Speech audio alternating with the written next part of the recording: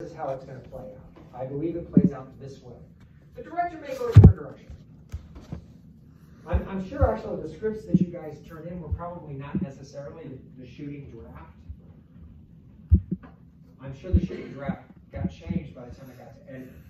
Because you guys know the difference between a shooting draft and a complete final script, right? A shooting draft is this draft that is, there's writer's first draft, right? The writer's first draft is never a first draft. You've written it a bunch of times before you turn it in. They ask for revisions, you make revisions. You go through all these different revisions. You can go through 15, 16 revisions, right? Depends on your contract. It depends on whether they love you or not. They want you to stay around. Let's say you went through 7 different revisions and you really nailed it, but it only took 7. And they're making the movie based on that. So you're on the thing. So now they've got the shooting draft. They could also have a table draft.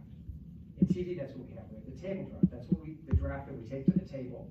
We sit in a room like this with all the actors and executives and all these other people, and we read the script all the way through. The director usually guides that, reading stage directions. And the whole room is actors and other people, and we're reading the script. We're seeing how it sounds.